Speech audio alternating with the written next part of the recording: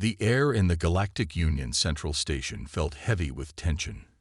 For 6 months, Earth's delegation had sat at the round table, trying to secure fair terms for humanity's entry into the interstellar community.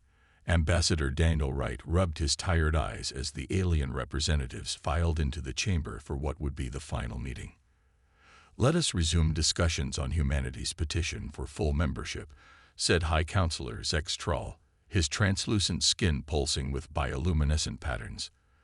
The tall, willowy alien looked down at the humans with 4 unblinking eyes. Olivia Martinez, Wright's second-in-command, leaned forward. "We've revised our proposal according to your previous concerns. Earth is prepared to share our unique agricultural methods and water purification technology." The representatives from 27 alien species exchanged glances. A low murmur spread through the grand hall.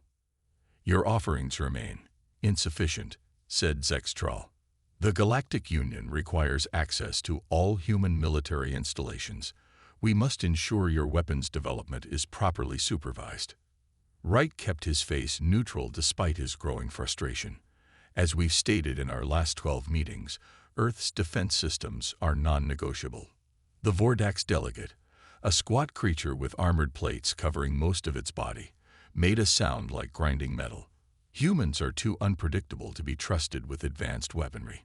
The historical records from your planet show countless wars. Wars that taught us valuable lessons," Wright countered. "Lessons that helped us unite our world before reaching for the stars." "Perhaps," said Zextrol, "humanity would be better suited as protected subjects rather than full members. We could oversee your development for a few centuries until you've proven yourselves less volatile." The room fell silent. Ambassador Wright slowly stood up, his hands pressed flat against the table.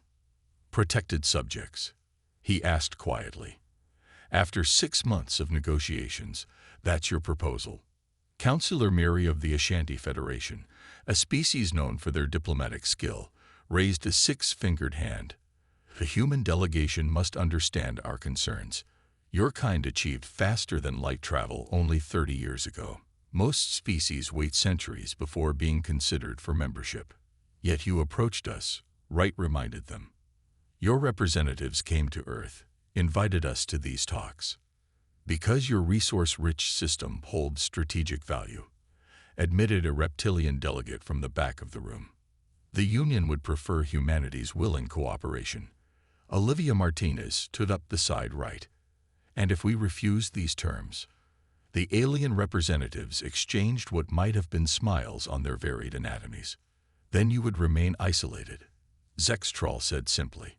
"No trade routes, no technology exchange, no protection from less civilized species beyond Union space." Wright felt something break inside him. 6 months of patronizing treatment of demands disguised as compromises. "You mistake our patience for weakness," he said, his voice carrying across the chamber. "Our diplomacy for desperation." The Union representatives shifted uncomfortably. "Humanity did not come begging to join your Union. We came seeking mutual respect and cooperation." Wright closed the digital folder in front of him. "But we will not surrender our sovereignty to be treated as children." "Ambassador Wright," Zextrol's voice carried a warning tone. "Consider carefully before you speak further." "Oh, I have considered, Counselor. For 6 months, I've considered." Wright looked around the room. "Humanity formally withdraws from these negotiations. We will find our own path among the stars." The Earth delegation stood as one. Olivia Martinez gathered their materials while the alien representatives began talking all at once. "You cannot be serious," sputtered a gaseous entity contained in a floating apparatus. "No species has ever rejected Union membership." Wright paused at the door. "Then perhaps it's time someone showed you it's possible." As the humans exited, laughter followed them. The aliens were certain these primitive beings would return, humbled and desperate, within weeks. They were wrong. 3 weeks passed since humanity walked away from the Galactic Union. In that time, not a single official message had been sent from Earth to any Union world. The silence made many alien species nervous, but their leaders assured them there was nothing to fear. Admiral Catherine Bell stood on the bridge of Earth's flagship, the Resolute. Her gray eyes scanned the holographic displays, showing hundreds of ships moving into position. For years, these vessels had traveled the stars disguised as simple cargo haulers and research craft. Now, they revealed their true nature. "All ships report ready, Admiral," said Lieutenant Peter Lewis from his station. "The fleet awaits your order." Bell nodded. "Begin Operation Thunderclap." Across 3 sectors of space, human ships simultaneously shed their civilian appearances. Hidden weapon systems came online as specialized hull panels reconfigured to reveal the ship's true military capabilities. At the Galactic Union Central Command, alarms blared. Senior Security Director Vox Klin rushed into the monitoring chamber, his 4 tentacles waving in agitation. "What is happening?" he demanded. A junior officer pointed at the display. "Human vessels are moving in coordinated patterns across Union space. They appear to be military-grade ships." Vox Klin clicked his mandibles in amusement. "Impossible. Earth has only 43 warships in their defense fleet, all outdated by our standards." "Sir," said the officer, "we're tracking over 300 vessels." In the Talaris Fuel Processing Station, the largest in Union space, the facility manager received an urgent alert. The station's sensors detected 12 unidentified ships approaching at high speed. "Activate defensive protocols," the manager ordered. The staff rushed to comply, but before the station's shields fully engaged, the approaching vessels performed a maneuver that shocked everyone watching. The human ships seemed to flicker, becoming partially transparent before reappearing closer to the station. Fleet Commander Eric Johnson sat in the command chair of the lead assault vessel, the Defiance. "Phase shift technology successful. All ships report status." "All systems operating within parameters," Commander reported his weapons officer. Johnson nodded. "Target their propulsion systems and weapons platforms only. No casualties." The Defiance fired strange energy weapons that seemed to bypass the station's shields entirely. With surgical precision, the human vessels disabled the station's defenses without causing catastrophic damage. Back at Union Central Command, the mood shifted from amusement to concern. "They're attacking Talaris Station," an officer reported. "And simultaneous strikes have been reported at 6 other key facilities." Vox Klin stared at the displays in disbelief. "How are they moving like that? Our sensors can't track them properly." "The humans are using some kind of technology we've never seen before," said the chief science officer. "They seem to shift partially out of normal space."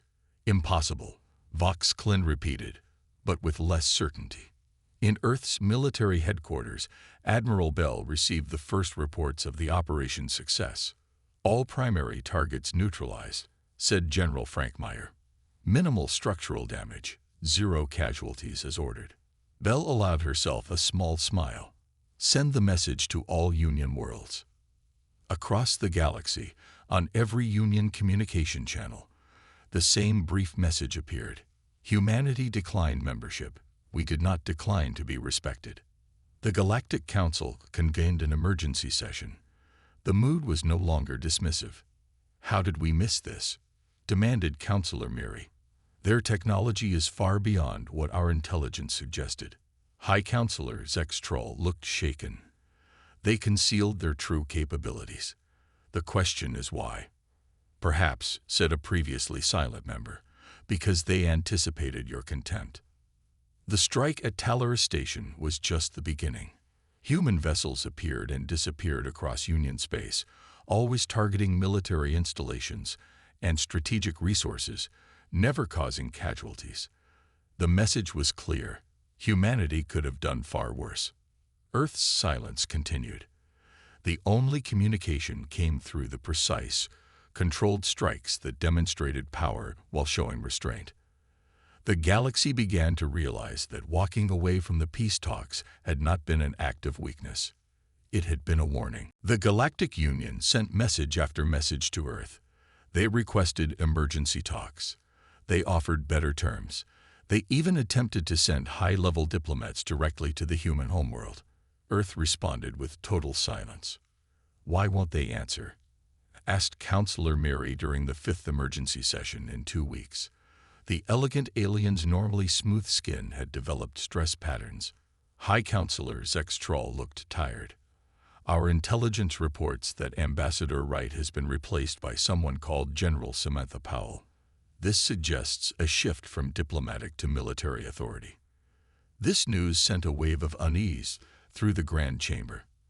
The Union representatives had learned much about human military history in recent days. None of it was comforting. "We must prepare our defense fleets," said the Vordax delegate. "Already done," replied Zextrol. "But our ships cannot track their phase-shifting technology. We are fighting shadows." On the edge of Union space, a small monitoring station picked up unusual readings. 6 unmarked ships appeared briefly on sensors, then vanished.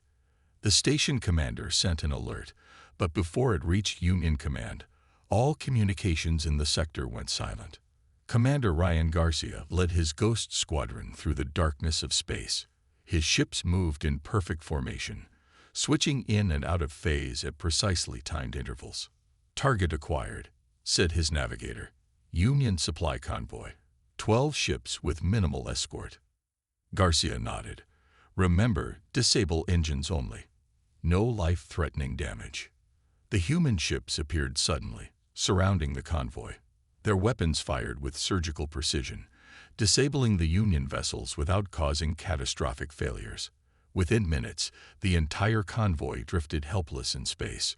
Garcia opened a channel to the lead transport. "Your life support systems will remain functional. Emergency beacons have been activated.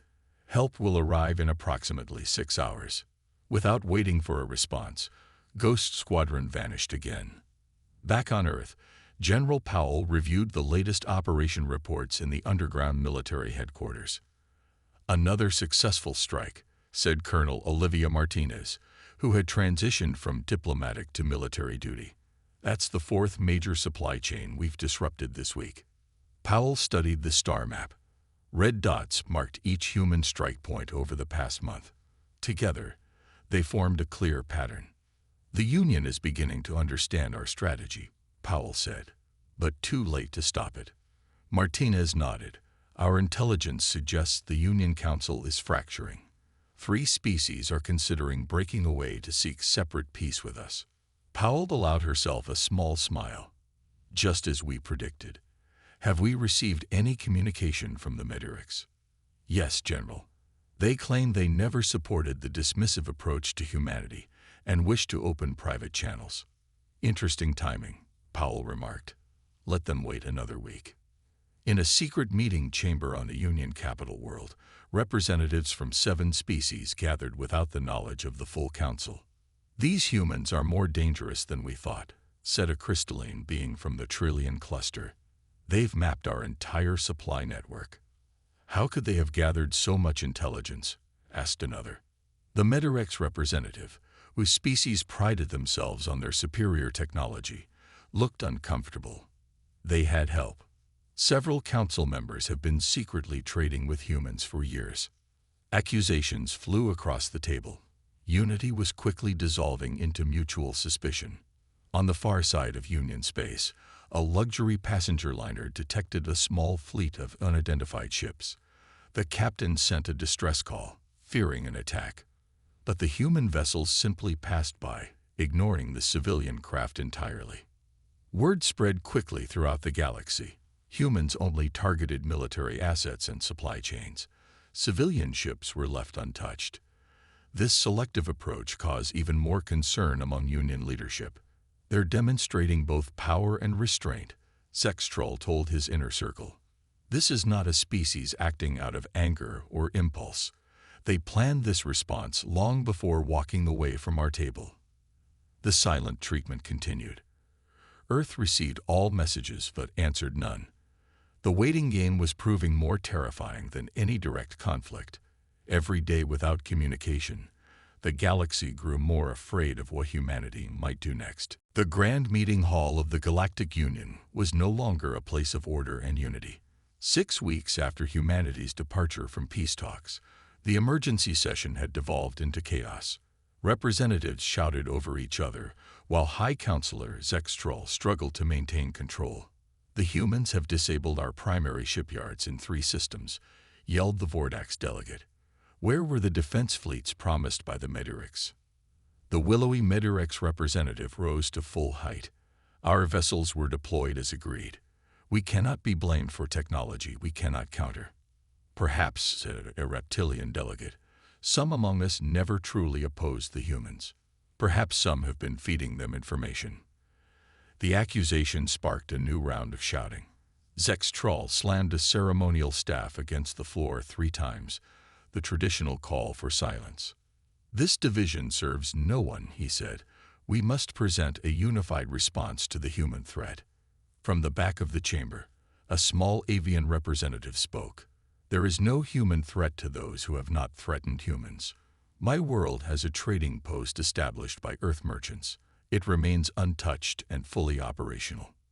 This revelation stunned the council. Before they could respond, the chamber doors opened.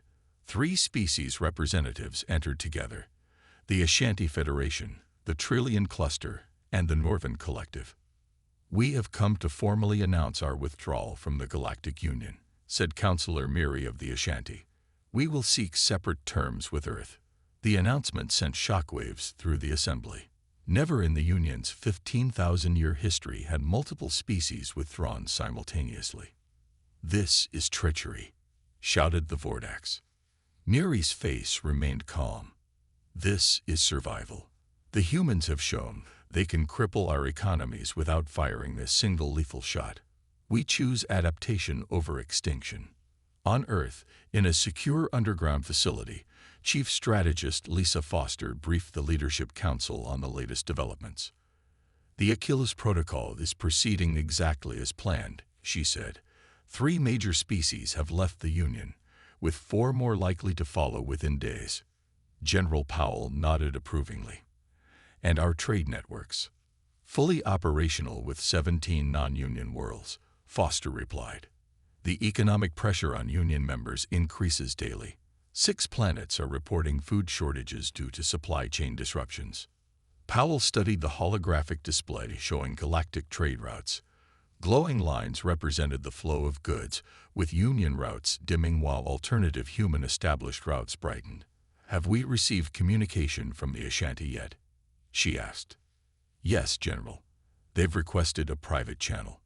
The Trillions and Norvans have made similar requests." Powell considered this. "Accept the Ashanti request only. Let the others wait another week." In a distant system, Commander Ryan Garcia's Ghost Squadron protected a human merchant vessel as it delivered medical supplies to a non-Union world suffering from a viral outbreak. The planet's government had requested help after Union aid failed to arrive due to the ongoing conflict. "Local defense forces approaching," reported his sensor officer. "They're sending thanks, not threats." Garcia smiled slightly. "Humanity's first real allies in this region. Make sure they know we appreciate their support." Back in Union space, the economic impact of humanity's strategic campaign was becoming severe. Without firing a shot that caused a single casualty, humans had systematically dismantled the Union's carefully balanced economy. Systems that had relied on complex trade networks found themselves isolated. "My people cannot last another month without Cygnus sector resources," pleaded a delegate from a small mining world. "We must negotiate with the humans." Zextrol looked older than he had just weeks before. "We have tried. They do not answer." Then, unexpectedly, Earth broke its silence. A single diplomatic vessel appeared at the edge of Union space, requesting permission to approach the capital world. The messenger carried a simple announcement. Earth would speak, but only to those who recognized humanity as equals. After 6 weeks of carefully orchestrated pressure, humanity was ready to talk. But this time, they would set the terms. The Union Defense Council gathered around a large table covered with reports and holographic displays. Military leaders from 12 species studied the data from their most recent defeat at Junction Alpha, where 3 Union battle groups had been outmaneuvered by a smaller human force. "It makes no sense," said Fleet Commander Draz of the Vordax. "Our predictive combat algorithms are the most advanced in the galaxy. They should not fail this consistently." Professor Alan Walsh appeared on the main screen, addressing the gathered Union representatives. The human neurologist had been invited to explain a troubling discovery. His image was being transmitted from the Ashanti homeworld, now aligned with Earth. "Your algorithms fail because they assume logical, predictable responses," Walsh explained. "Human brains don't always work that way. We have neural patterns that allow for intuitive leaps and creative problem-solving that no current AI can predict." The Union representatives exchanged concerned glances. "You're saying humans are random?" asked a Union scientist. Walsh smiled slightly. "Not random. Adaptive. There's a difference. Lieutenant Nickel Harrison's maneuver at Junction Alpha wasn't random. It was inspired by how schools of fish evade predators on Earth. No battle computer would draw that connection." On the edge of Union space, that same Lieutenant Harrison led her fighter squadron through a debris field, pursuing the Union patrol that had ventured too close to an Earth trading partner.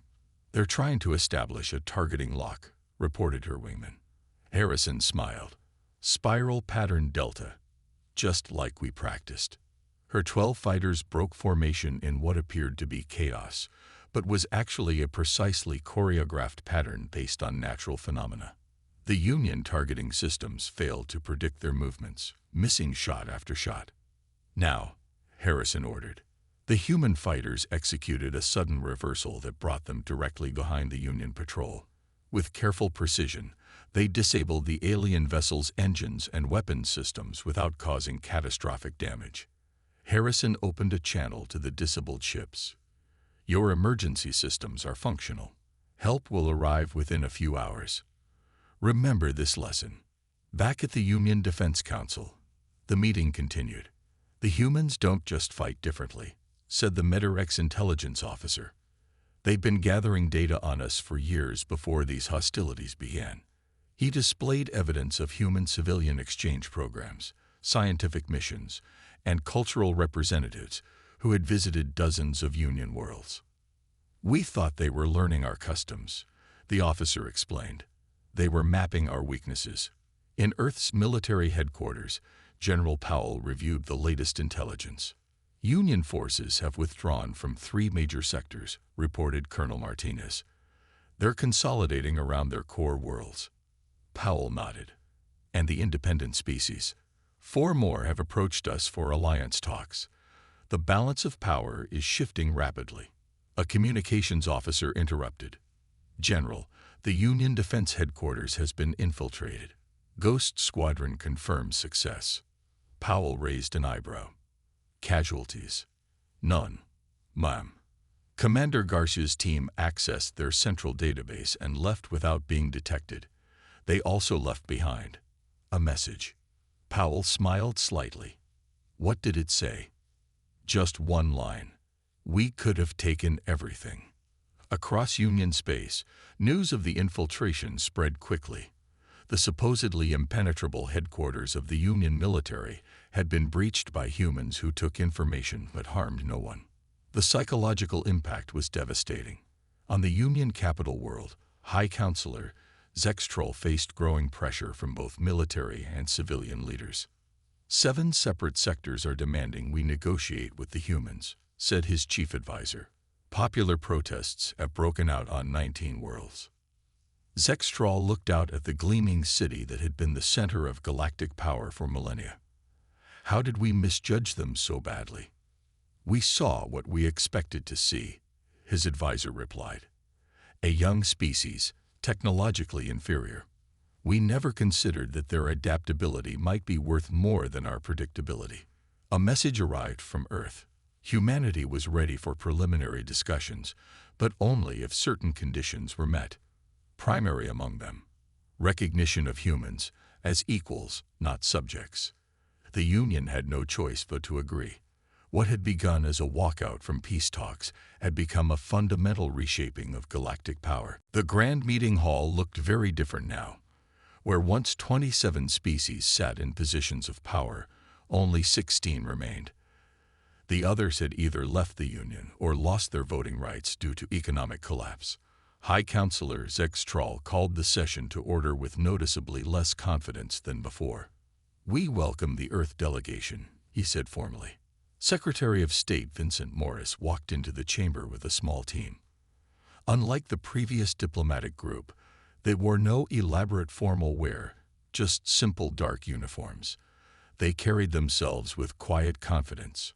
"Thank you for agreeing to these talks," Morris said. His tone was polite but not submissive. Zegstral nodded stiffly. "The Union recognizes that certain misunderstandings occurred during our previous negotiations." A few delegates shifted uncomfortably at this understatement. 3 Union worlds now faced severe food shortages. 5 others had lost their primary energy sources. The economic damage was approaching catastrophic levels. "Let us be clear," Morris said. "We are not here to rejoin the previous negotiations. Those ended when Ambassador Wright left this room. We are here to establish new terms for humanity's relationship with galactic society." The Vordax delegate slammed a heavy limb onto the table.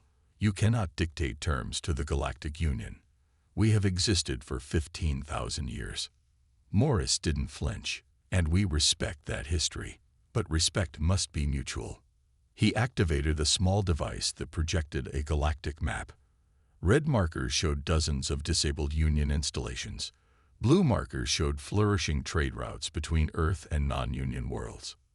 "Humanity does not wish to be your enemy," Morris continued. "But we will not be your subjects. We offer 2 paths forward. Recognize us as equals, or we will continue our independent development." The chamber erupted in angry shouts. Security personnel moved closer to the human delegation, but Morris raised a hand. "Before anyone acts rashly, you should know that Ghost Squadron is currently positioned near the power core of the station. They have not interfered with it in any way. That is our gesture of good faith." The room fell silent. Everyone knew the stories of Ghost Squadron by now. From the back of the chamber, a new voice spoke. "Perhaps we should listen to what humanity wants." The speaker was a civilian representative from one of the hardest-hit Union worlds. His people were suffering from the economic disruption. "Our pride has cost us enough," he said. "Let us hear their terms." On Earth, Admiral Bell and General Powell monitored the negotiations from headquarters. The tactical displays showed the positions of human ships throughout Union space, ready to respond to any threat. "Do you think they'll agree?" Bell asked. Powell studied the live feed from the meeting. "They have no choice. Half their worlds are near collapse, and the other half have realized we aren't the primitive species they thought we were." Chief Negotiator Ethan Brooks took over from Secretary Morris, presenting humanity's non-negotiable terms: full membership status, retention of military sovereignty, and equal voting rights in the Union Council. Additionally, Brooks said, Earth will establish a new cooperative research initiative. We will share certain technologies with species who recognize our equal status. This offer sent a ripple of interest through the chamber. Human adaptability and innovative thinking had produced unique solutions to problems that had stumped Union scientists for centuries. "And if we refuse?" asked a delegate from a wealthy central world that had been less affected by the economic pressure. Brooks shrugged slightly. "Then we continue as we are. Our alliances with former Union worlds grow stronger each day. Our trade networks expand. We bear you no ill will, but we do not need you." That simple truth hit harder than any threat could have. The humans weren't conquering or destroying. They were simply building an alternative to the Union that was proving more attractive to many worlds. In a private chamber adjacent to the main hall, Zegstral conferred with his closest advisors. "We have no choice," said his chief strategist. "The Union is fracturing. If we do not accept these terms, we may lose everything." Zegstral looked older than he had just months before. "To think this all began because we could not see them as equals." He returned to the chamber where Brooks waited patiently. The Union would accept humanity's terms. The olive branch had been extended, and finally, they were wise enough to take it. 6 months after the dramatic walkout from peace talks, the structure of galactic politics had changed forever. The once mighty Galactic Union had officially dissolved. In its place stood the Interstellar Cooperative, with humanity as one of its founding members. The new headquarters orbited a neutral star system. Its design blended architectural elements from all member species. Unlike the old Union Chamber with its rigid hierarchy, the Cooperative Hall featured a circular arrangement where all representatives sat at equal height. Ambassador Michelle Diaz stood at the center of the hall. The former astronaut had been chosen to represent Earth in this new era. She activated the display system, showing what had become known as the Terran Principles. "These 5 principles will guide our interactions with all species," she said. "Mutual respect, technological cooperation, cultural exchange, non-interference in internal affairs, and unified defense against external threats." The representatives from 32 worlds signaled their approval. Many were former Union members. Others had been independent worlds that saw more opportunity in this new arrangement than in the old order. "The era of dictating terms to supposedly lesser species is over," Diaz continued. "We build this cooperative on the understanding that diversity of thought and approach makes us stronger, not weaker." On the former Union capital world, Zextral watched the proceedings via transmission. No longer High Counselor, he had been removed from power by his own people after the collapse of the Union economy. His replacement sat in the Cooperative Hall, representing their species with humility that would have been unthinkable months earlier. "They've changed everything," Zextral said to his aide. "In less than a year." "Perhaps change was needed," the aide replied carefully. Across the galaxy, ships bearing the new cooperative emblem began helping worlds that had suffered during the conflict. Human engineers worked alongside alien technicians to restore damaged infrastructure. Medical teams shared treatments developed from Earth's unique biological perspective. On a border world, Captain Benjamin Rodriguez supervised the first joint human-alien military exercise.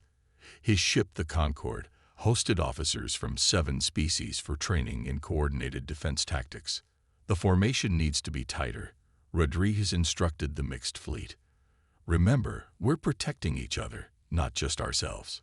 The alien vessels adjusted their positions. Many had once been Union military ships. Now they trained alongside humans, learning to combine their technical advantages with human adaptability. Later, in the Concorde's mess hall, Rodriguez shared a meal with the visiting officers. An officer from the Meter X approached him hesitantly. "My superiors once called humans unpredictable and dangerous," she admitted. "Now they send us to learn from you. I don't understand what changed." Rodriguez smiled. "Nothing about us changed. Your perception did." The technology exchange promised by humanity began cautiously. Earth shared medical advances and agricultural techniques first, building trust before moving to more sensitive areas. In return, they gained access to faster-than-light drive improvements and energy production methods. In Earth's diplomatic headquarters, Ambassador Diaz met with General Powell and Admiral Bell to review the transition. "The former Union hardliners are still resisting," Diaz reported, "but they've been politically isolated." Powell nodded. "And our new allies?" "Growing stronger. The Ashanti Federation has already implemented our water purification systems on 3 of their drought-stricken colonies." Bell studied the strategic map. The galaxy looked very different now, with the old power centers diminished and new alliances forming. "6 months ago, we walked away from their table," she said thoughtfully. "Now they sit at ours." Diaz smiled. "That's the ultimate irony. When they invited us to join their galactic community, they never imagined we would end up reshaping it. On dozens of worlds that had never seen a human before, people now looked to Earth not with fear but with hope. Ships that had once hidden their military capabilities now openly protected trade routes shared by all cooperative members. What had begun as a rejection of unfair terms had become the foundation of a new order, one where humanity's voice was not just heard but valued. 1 year after humanity walked away from the Galactic Union's peace talks, The interstellar cooperative had become a thriving reality. Trade flowed freely between former adversaries. Cultural exchanges brought diverse species together in ways previously unimaginable. The galaxy had found a new balance. Then the sensors at the edge of known space detected something unusual. In the monitoring center of the cooperative's defense headquarters, analysts from 12 species studied the readings with growing concern. "The anomaly is expanding," said a Medirex scientist. "Energy signatures unlike anything in our database." Admiral Catherine Bell arrived at the emergency briefing along with representatives from all major cooperative powers. The holographic display showed a massive disturbance at the galaxy's edge. "We've detected what appears to be a dimensional rift," explained the chief scientist. "Something is coming through." Bell studied the data carefully. "Have we seen anything like this before?" An elderly alien scientist stepped forward.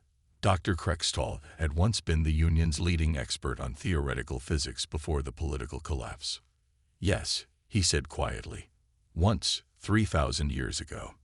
The ancient records call it the void convergence. A species from outside our dimension briefly invaded before the old Union drove them back." The room fell silent as the implications sank in. "The old Union had 5 times our current military strength," said a former Union commander. "It nearly wasn't enough." Bell's expression remained calm. "Then we'll need to be smarter, not just stronger." Within days, the Cooperative Council convened an emergency session. Reports from scout ships confirmed the worst fears. An immense fleet of crystalline vessels had begun emerging from the rift. Initial attempts at communication had failed completely. Ambassador Diaz addressed the worried representatives. "We face a threat to all our worlds. Our response must be unified and decisive."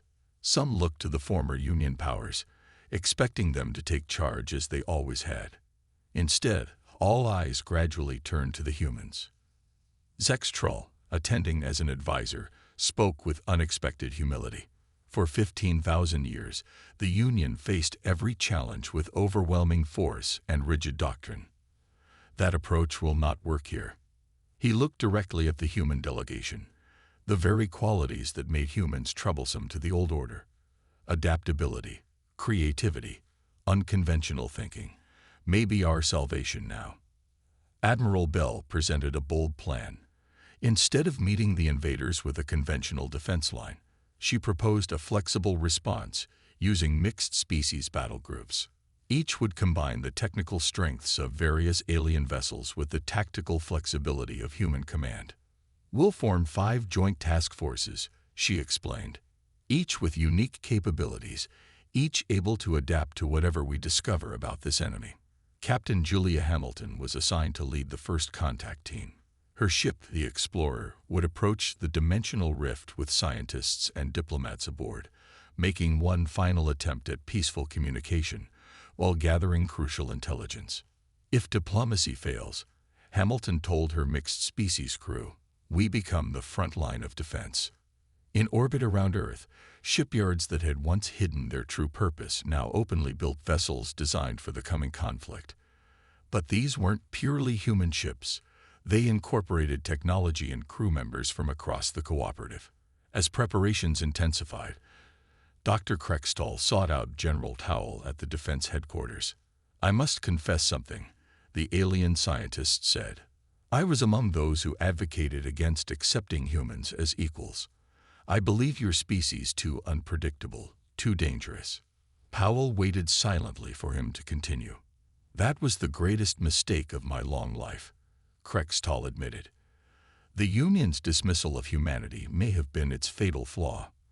Now, your unpredictability may be our greatest asset against an enemy that defeated our ancestors." Across the galaxy, former enemies became allies of necessity. Ships that had once targeted each other now trained together. The flexible command structure pioneered by humans allowed for rapid adaptation as new information about the threat emerged. 1 year after storming out of peace talks, humanity found itself leading the galaxy not through conquest, but through example. The coming battle would test them all, but for the first time, they would face it truly united. As Captain Hamilton's ship approached the dimensional rift, she sent a message to all cooperative forces. We stand together now, not as separate species, but as a galactic community. Whatever comes through that rift will find us ready.